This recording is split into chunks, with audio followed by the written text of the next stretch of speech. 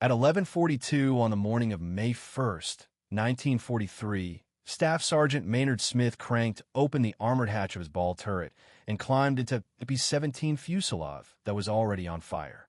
31 years old, 0 combat missions, 6 weeks of being told he was the worst airman in the entire squadron. 15 Focke-Wulf 190 fighters had found them over Brest, France, and they were methodically destroying every bomber in the formation.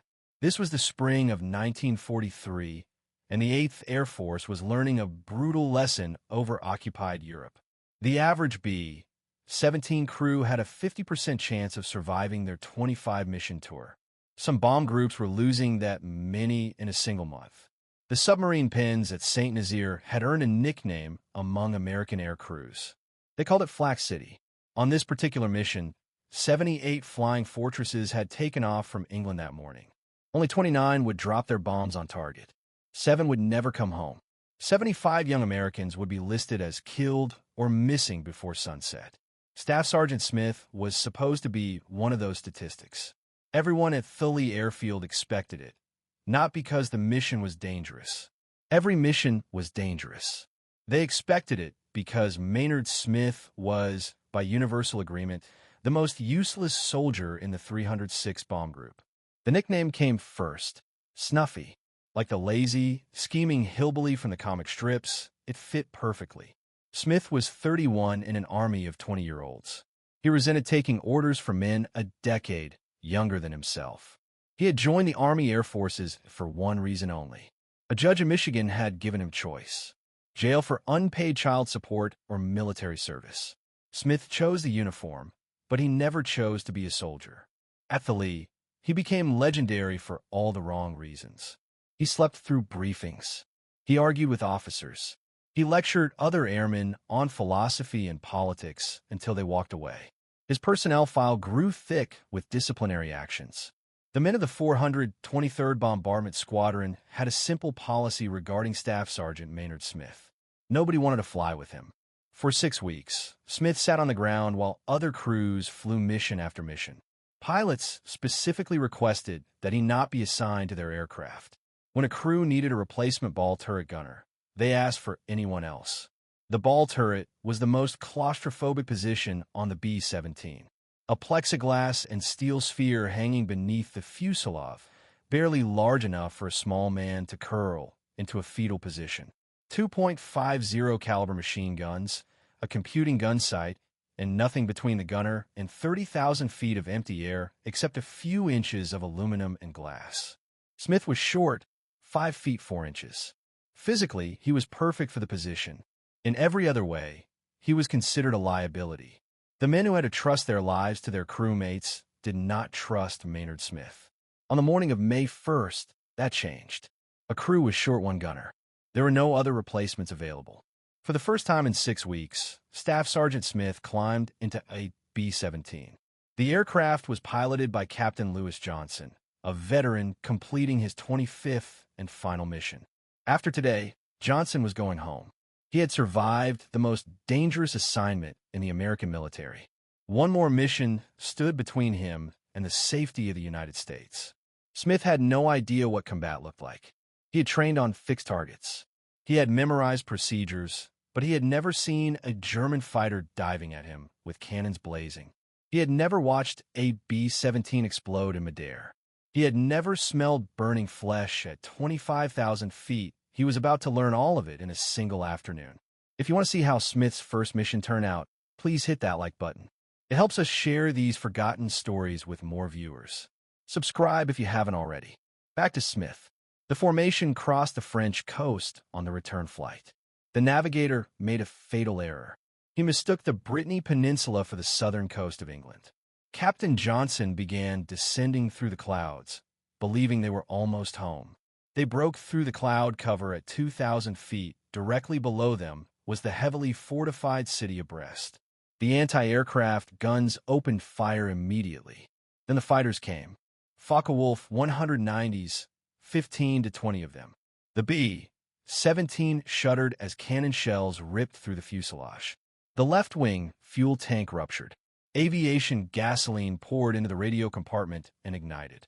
The oxygen system exploded, and Staff Sergeant Maynard Smith, the airman nobody wanted, found himself staring at a choice that would define the rest of his life. 3 crewmen were already gone. They had jumped from the burning aircraft, preferring the uncertainty of a parachute over the certainty of fire.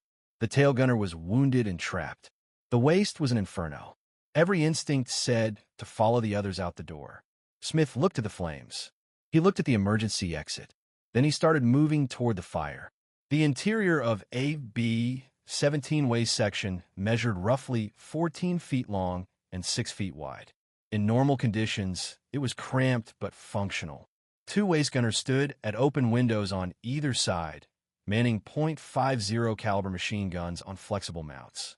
The radio compartment sat forward. The tail section extended aft.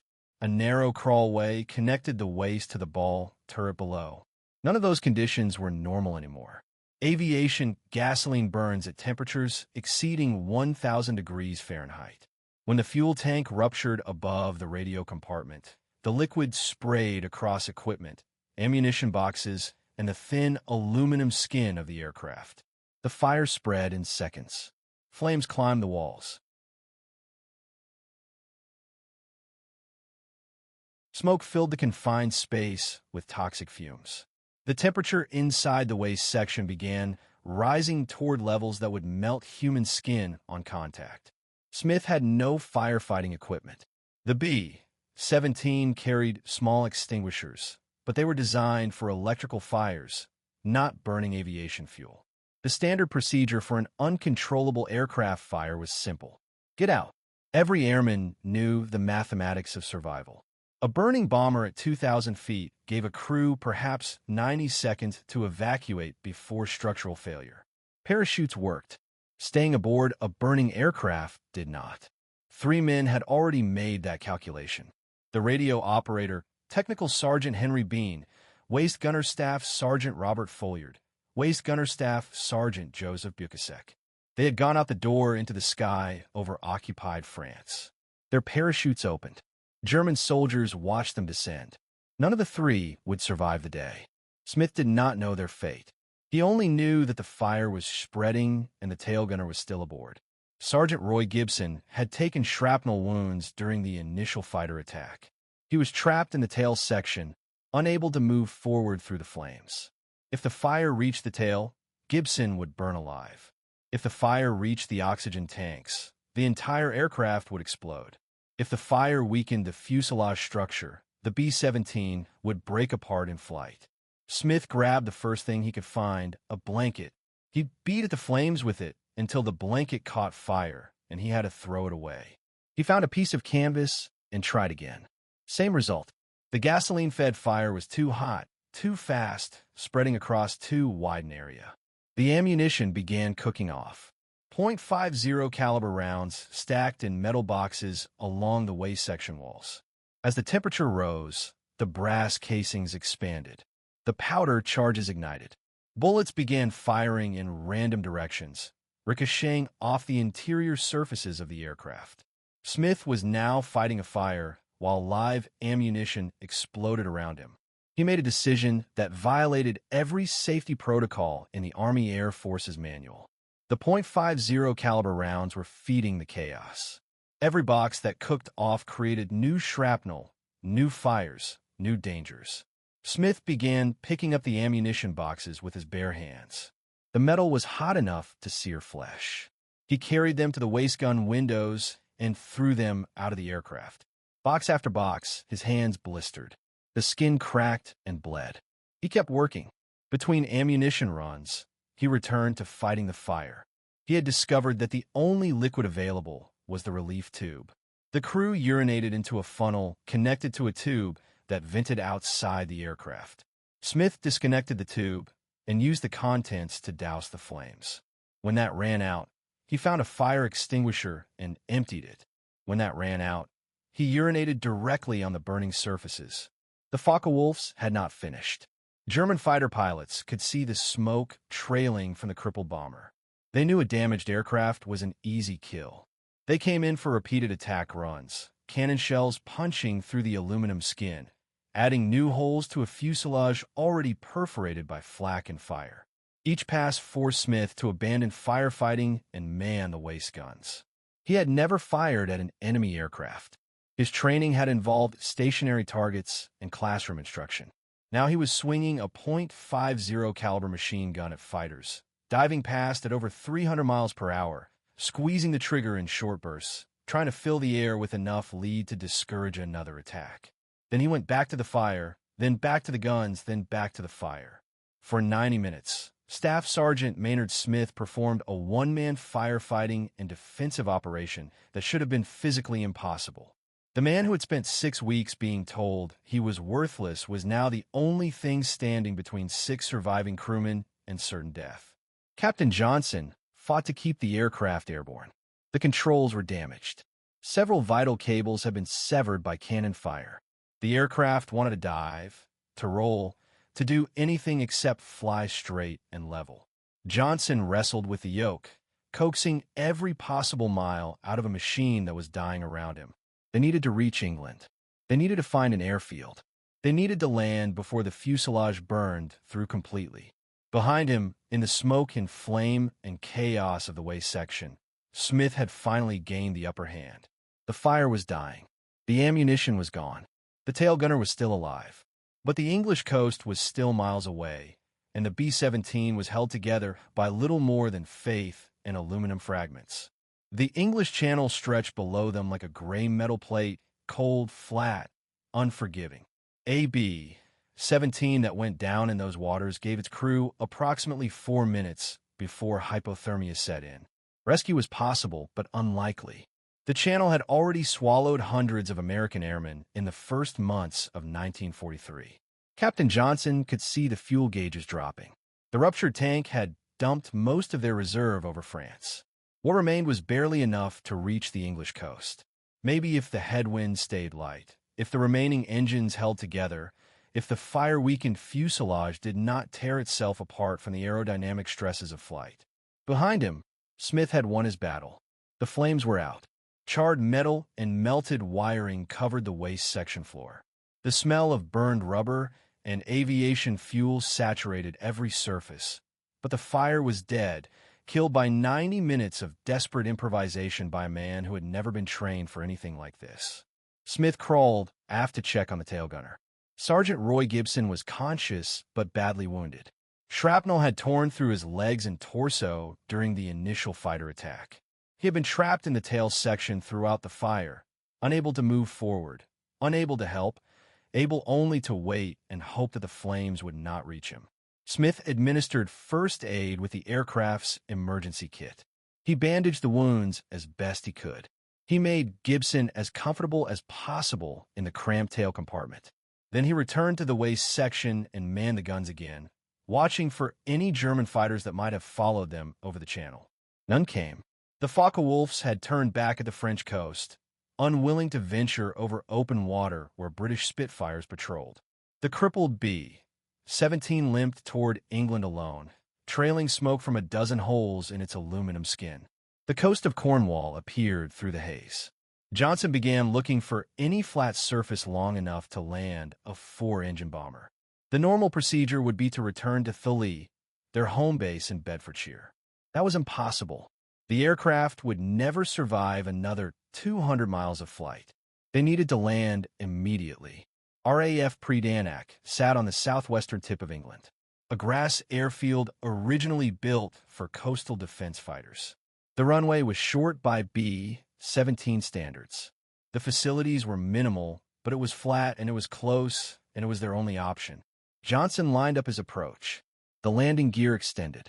3 green lights confirmed the wheels were down and locked. He reduced power and let the battered aircraft sink toward the grass strip. The touchdown was smooth. Johnson had flown 25 missions and survived everything the Luftwaffe could throw at him. He knew how to land a damaged bomber. The wheels touched, the aircraft rolled, and for a moment it seemed like the ordeal was finally over. Then the fuselage cracked. The fire had done more damage than anyone realized. The aluminum skin had lost its structural integrity in the area around a radio compartment. The stress of landing, The weight of the aircraft settling onto its wheels was more than the weakened metal could bear. The B-17 broke in half just behind the wing root. The nose section slid forward, the tail section ground to a halt separately. Rescue crews who had been waiting at the edge of the runway sprinted toward the wreckage, expecting to find bodies. What they found instead was Staff Sergeant Maynard Smith climbing out of the shattered fuselage, his hands wrapped in bloody bandages, his flight suit covered in soot and burns, helping a wounded tail gunner to safety. Ground crews counted the holes later. 3,500 individual penetrations from bullets, cannon shells, and shrapnel fragments. The aircraft had absorbed more damage than any B-17 they had ever seen. The fact that it had remained airborne long enough to reach England defied every engineering calculation. Captain Johnson wrote his mission report that evening. His assessment of Staff Sergeant Smith was unequivocal.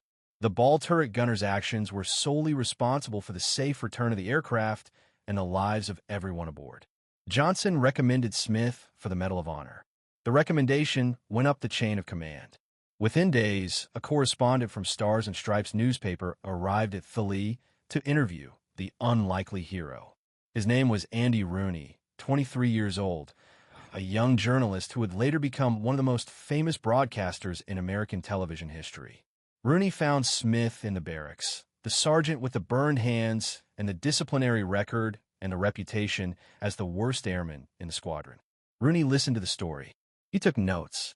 He asked questions.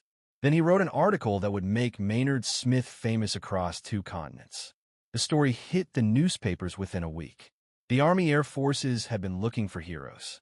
The bombing campaign over Europe was costing thousands of young American lives. Morale on the home front needed boosting. And here was a story that seemed almost too perfect. The misfit who became a hero. The troublemaker who saved his crew. The man nobody wanted who turned out to be exactly what they needed. Smith was about to discover that fame could be as complicated as combat. Andy Rooney's article spread through the American military like wildfire. The story had everything a wartime propaganda office could want. An underdog, a burning aircraft, a one-man rescue operation.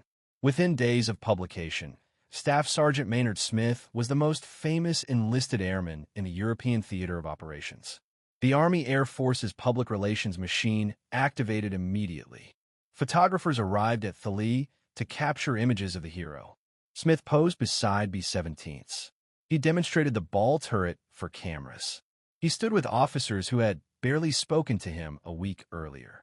The pictures went out to newspapers across the United States. Mothers in Michigan and Ohio and California saw the small man with the burned hands and felt hope that their own sons might survive the war. Radio programs picked up the story. Commentators described the 90-minute battle against fire and fighters. They emphasized the details that made Smith memorable.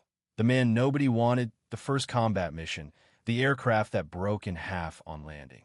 Each retelling added new layers of drama to an event that needed no embellishment.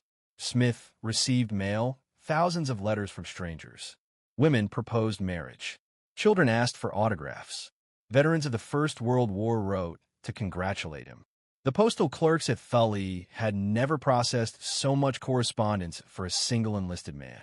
The men of the 423rd Bombardment Squadron watched this transformation with complicated emotions. They had spent 6 weeks avoiding Maynard Smith. They had complained about his attitude, his laziness, his inability to function as part of a team. Now that same man was being celebrated as a national hero. The newspapers called him brave. The radio called him exceptional. The Army Air Forces called him exactly the kind of soldier America needed. The squadron knew a different truth. Smith had been genuinely heroic on May 1st. No one disputed that. His actions aboard the burning B-17 had saved lives and demonstrated courage under circumstances that would have broken most men. But heroism in combat did not change the fundamental nature of the man who performed it. Smith remained difficult. He still argued with officers. He still lectured other airmen on subjects they had no interest in discussing. He still believed that his age and intelligence entitled him to special treatment.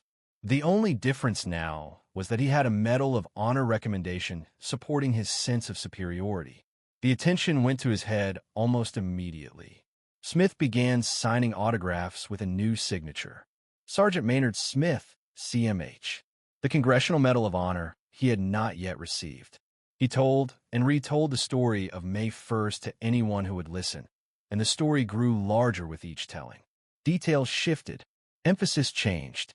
The 90 minutes of desperate firefighting became an epic narrative in which Smith played an increasingly central role. Other crew members noticed the exaggerations, small inconsistencies at first, then larger ones. Smith began describing actions he had not performed, decisions he had not made, conversations he had not had. The core of the story remained true. He had fought the fire. He had saved the crew. But the decorations around that core became increasingly fictional. This was the paradox of Maynard Smith, a genuine hero who could not stop embellishing his genuine heroism, a man who had earned respect through extraordinary actions, but squandered that respect through ordinary vanity. The squadron tolerated him because they had no choice. He was about to receive the highest military decoration the United States could bestow. Criticizing him publicly would reflect poorly on the entire unit. The Medal of Honor recommendation moved through official channels. General Ira Eaker, commanding the 8th Air Force, reviewed the paperwork personally. The evidence was overwhelming. Captain Johnson's report, the witness statements, the physical condition of the aircraft. Every document confirmed that Staff Sergeant Smith had performed acts of valor far beyond what could reasonably be expected of any soldier. Eaker approved the recommendation and forwarded it to Washington. The War Department reviewed the case and concurred. The medal was authorized. A ceremony would be scheduled. For the first time in the history of American military aviation, an enlisted airman would receive the Medal of Honor in the European theater. The date was set for July. Secretary of War Henry Stimson would travel to England personally to present the decoration. It would be the largest public ceremony the 8th Air Force had ever conducted. Photographers would document every moment. Newsreel cameras would capture the event for theaters across America. The story of Snuffy Smith would reach its triumphant conclusion in front of the entire world. The Army began planning. They arranged for a formation of B-17s to fly overhead during the presentation. They constructed a ceremonial platform. They notified the press corps. They coordinated every detail to ensure that the event would generate maximum positive coverage for the war effort. They did not coordinate with Staff Sergeant Maynard Smith. No one told him the date of his own Medal of Honor. Did not translate to civilian employment. The psychological wounds of warfare did not heal simply because the shooting had stopped. The Veterans Administration existed to help men like Smith. But the resources were limited and the understanding was incomplete. Post-traumatic stress remained poorly understood.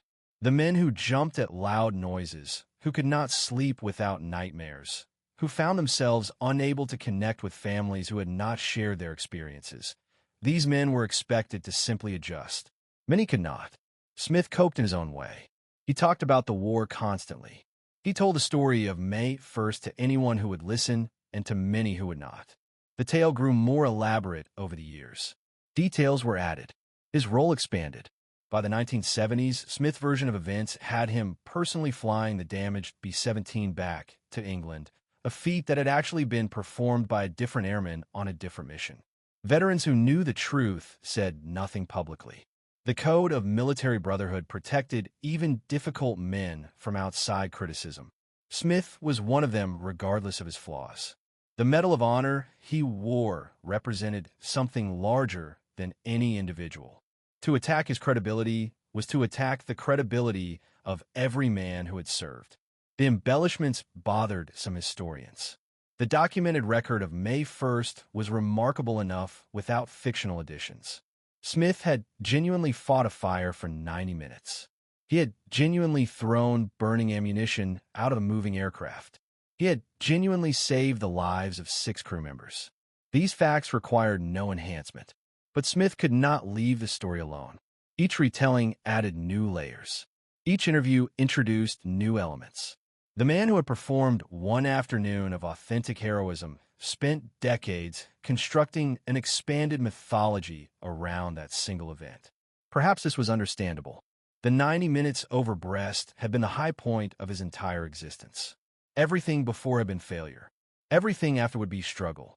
That one afternoon stood alone as proof that Maynard Smith was capable of greatness.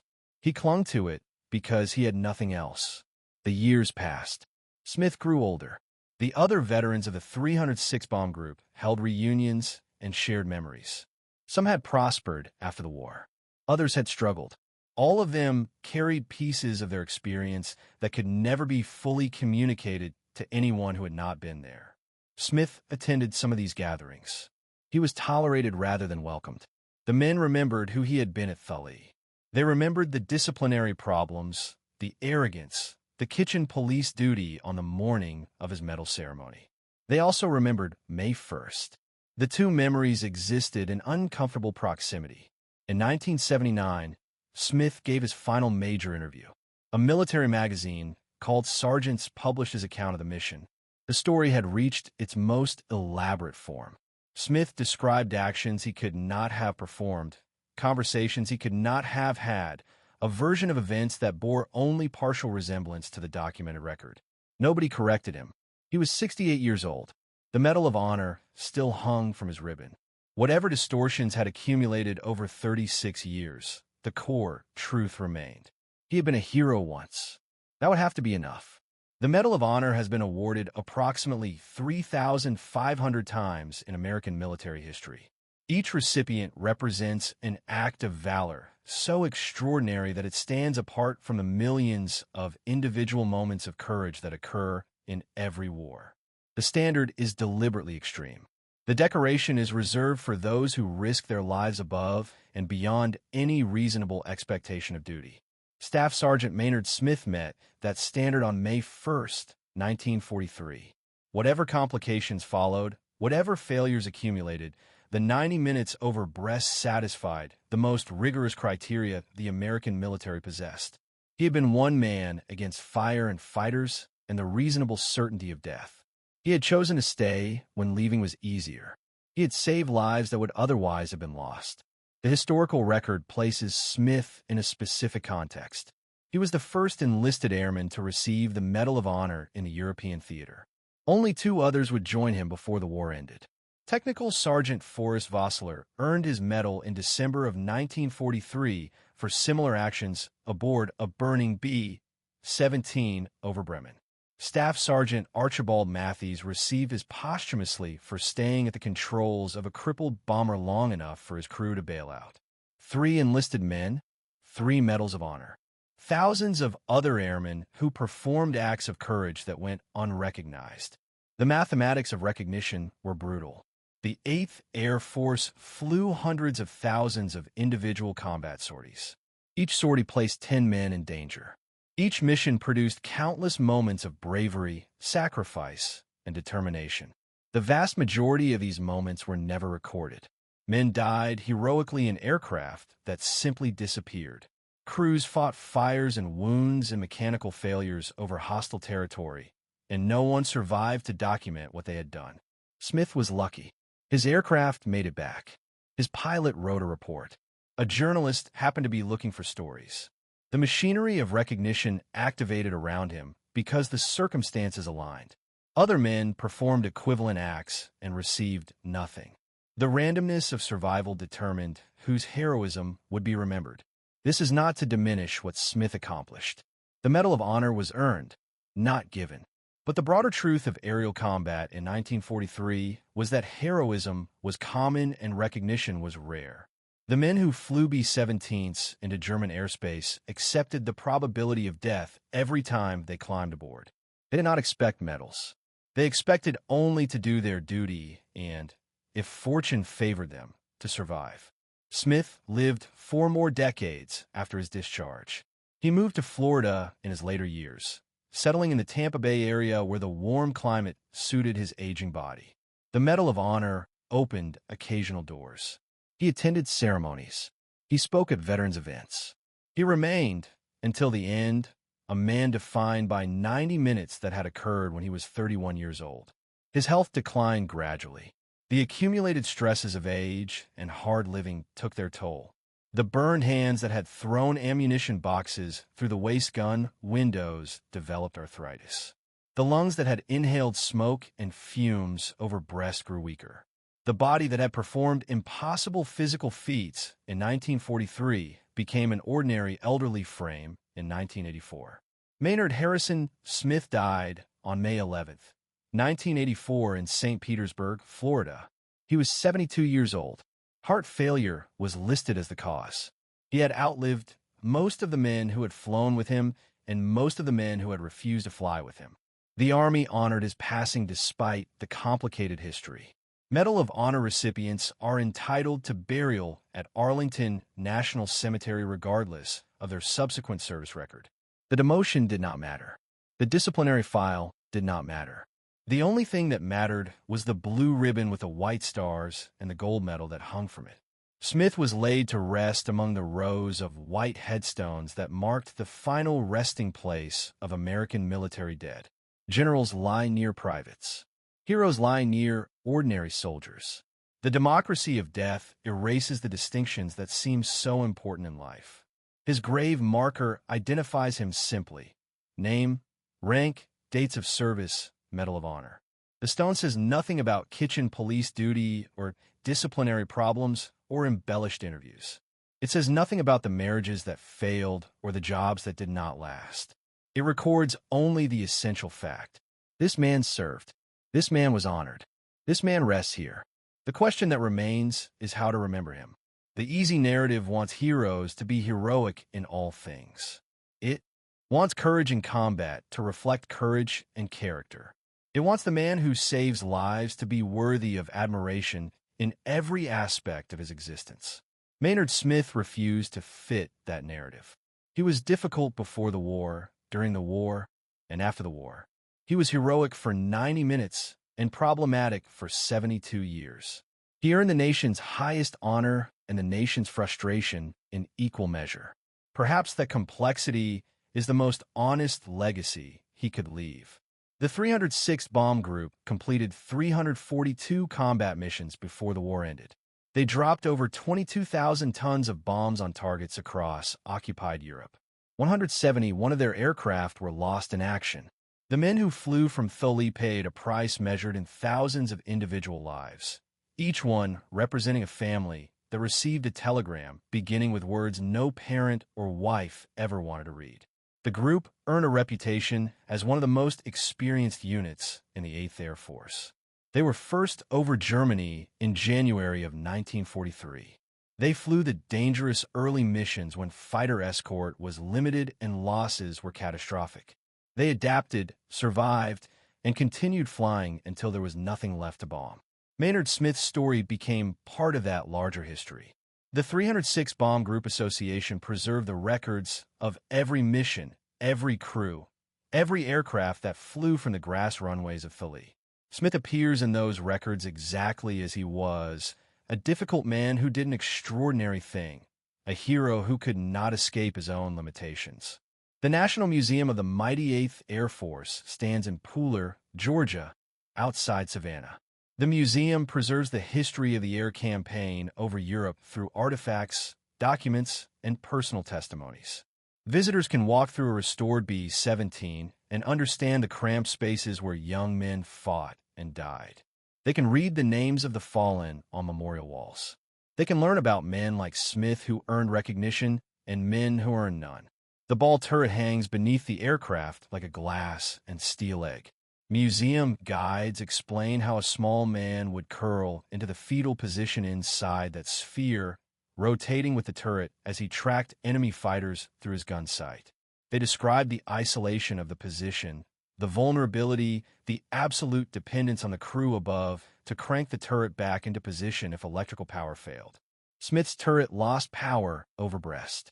He cranked himself out manually and climbed into a burning fuselage.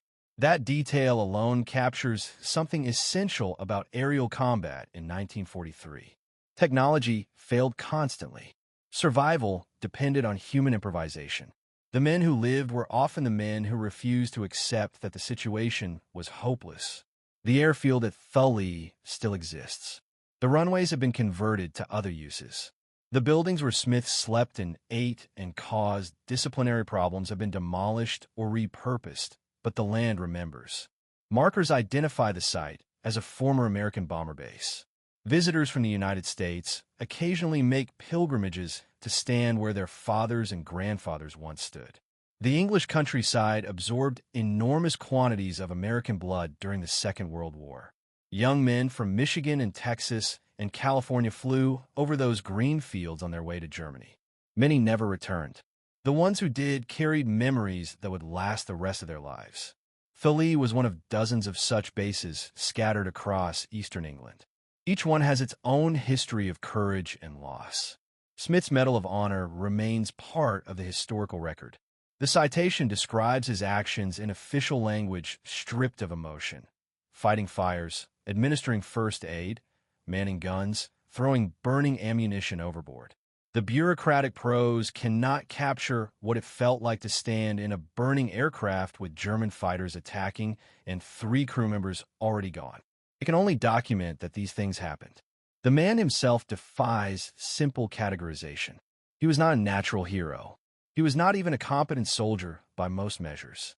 But when the moment arrived that demanded everything a human being could give, Maynard Smith gave it. The 90 minutes over Brest revealed a capacity for courage that surprised everyone, including perhaps Smith himself. That is the lesson his story offers. Heroism does not require perfection. It does not require likability. It requires only the willingness to act when action is needed, regardless of fear, regardless of odds, regardless of what came before or what might come after. Staff Sergeant Maynard Smith was a flawed man who did a perfect thing. That should be enough for any legacy. If this story moved you the way it moved us, do me a favor, hit that like button. Every single like tells YouTube to show this story to more people. Hit subscribe and turn on notifications. We are rescuing forgotten stories from dusty archives every single day. Stories about gunners who saved lives with burned hands and bare fists. Real people, real heroism. Drop a comment right now and tell us where you're watching from. Are you watching from the United States, United Kingdom, Canada, Australia? Our community stretches across the entire world. You're not just a viewer. You are part of keeping these memories alive. Tell us your location. Tell us if someone in your family served. Just let us know you are here. Thank you for watching, and thank you for making sure Maynard Smith does not disappear into silence. These men deserve to be remembered, and you are helping make that